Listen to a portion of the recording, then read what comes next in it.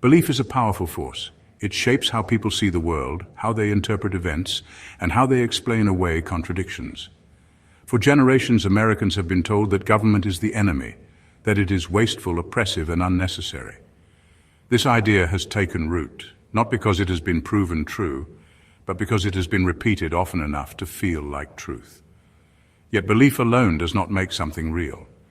There comes a moment when ideology collides with reality, when the systems people have been taught to despise suddenly vanish, and their absence is felt like a blow.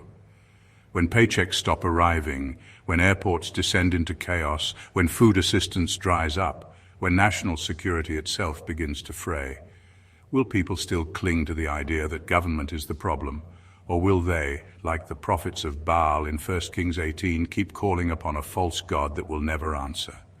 History teaches us that most will not abandon their beliefs easily.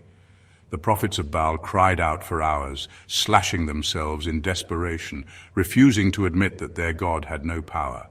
Their faith had become too deeply entwined with their identity. And so it is today. When the government fails, the true believers do not question their assumptions. Instead, they chant louder, insisting that if only government was smaller, if only it were gutted even further, all would be well. But as Elijah demonstrated on Mount Carmel, some reckonings must be forced. Some illusions are too deeply embedded to dissolve on their own. And when a society stands at the edge of self-destruction, waiting for people to wake up is not enough. The moment must be made undeniable. The fire must fall. In 1 Kings 18, the Israelites, swayed by political and religious leaders, had embraced the worship of Baal. Under the influence of King Ahab and Queen Jezebel, they had convinced themselves that Baal was a source of power and provision. But Elijah, the prophet of Israel, challenged this assumption. Confronting the prophets of Baal on Mount Carmel, he declared a test. Whichever God could send fire from heaven to consume a sacrifice would be proven real. As the prophets of Baal cried out for hours with no response, the Israelites were forced into a moment of cognitive dissonance. The God they had placed their faith in did nothing. The altar remained cold. This moment mirrors what happens when an ideological narrative meets a real-world test. Anti-government rhetoric has long been a dominant force in American politics, pushed by politicians, corporate interests, and media figures who benefit from portraying government as the problem rather than the solution. For years, this belief system has persisted unchallenged in the minds of many, insulated by partisan media and political reinforcement.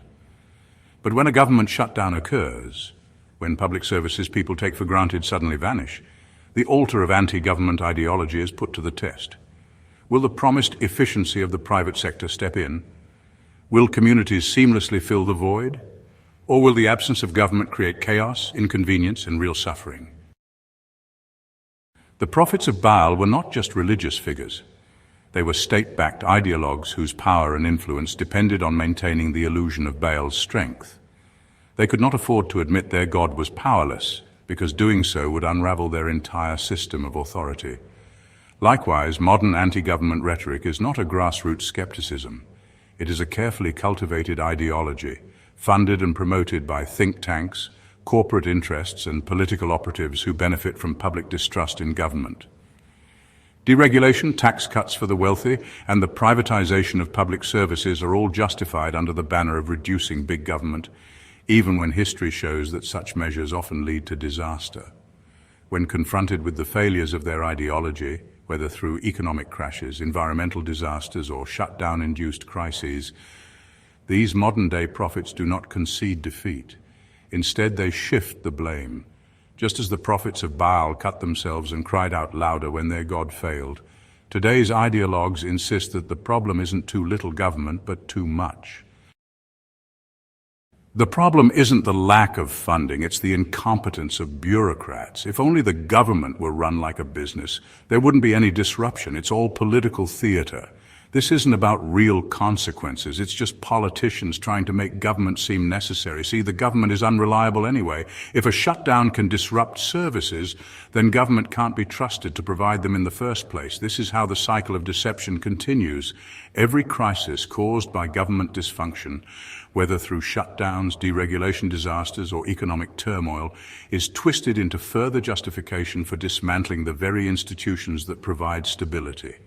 Just as the prophets of Baal refused to abandon their false god, those who profit from anti-government ideology will never concede that they were wrong. Instead, they will demand more sacrifice, insisting that the failure proves they must go even further, and if the public does not see through the illusion, they will continue chanting for a God that will never answer. At Mount Carmel, fire from heaven was the undeniable proof that shattered the illusion. Once the flames consumed Elijah's sacrifice, the Israelites could no longer pretend that Baal had power. They fell on their faces and proclaimed, "The Lord, He is God, the Lord, He is God," 1 Kings 18:39. Reality forced them to change their minds, but in modern politics there is no single dramatic moment of revelation. A government shutdown is disruptive, but it unfolds gradually. Federal employees miss a paycheck, national parks close, air travel becomes chaotic. The suffering is real, but it is not cinematic. It lacks the fire from heaven moment that forces an immediate reckoning. And in the absence of a singular undeniable event, ideological actors have time to spin the crisis, to fragment reality into competing narratives, ensuring that no consensus is reached. Moreover, while Elijah directly framed the Mount Carmel showdown as a test of truth, no singular figure today has the power to declare a shutdown as a definitive reckoning with the failures of anti-government ideology. Instead, media outlets and political factions each tell their own version of events, allowing people to continue believing in Baal even as the altar remains cold. Shutdowns, while disruptive, are temporary. Eventually deals are made, funding is restored, and people move on. But what happens if efforts to dismantle government continue unchecked? If ideological hostility toward government keeps eroding public institutions, there may come a larger, more permanent reckoning, one that cannot be spun away by talk show hosts or think tank-funded narratives. At some point, the fire from heaven will be undeniable, a financial crisis that private enterprise cannot fix, an infrastructure failure so catastrophic that no spin can cover for it, a security disaster where the absence of governance leads to real, undeniable chaos. When that moment arrives, will people recognize that they were deceived, or will they, like the prophets of Baal, only chant louder? The question before us is not whether a shutdown will cause suffering. It will. The real question is whether that suffering will be enough to break the illusion that government is unnecessary. And if history teaches us anything, it is that people do not abandon false gods easily. Elijah understood this. He did not wait for Baal's failure to slowly reveal itself over years of drought and unanswered prayers. He forced the moment. He demanded a confrontation that could not be ignored, a test so stark that no rationalization could explain it away. He did not let the prophets of Baal spin their failure. He made sure the people saw with their own eyes that they had been deceived. If the goal is to make Americans see the truth about their government, if the goal is to shatter the anti-government mythology that has been carefully constructed for decades, then the reckoning must be forced. The reality of government's necessity must be made undeniable, not as a slow, quiet erosion, but as a dramatic and sustained test.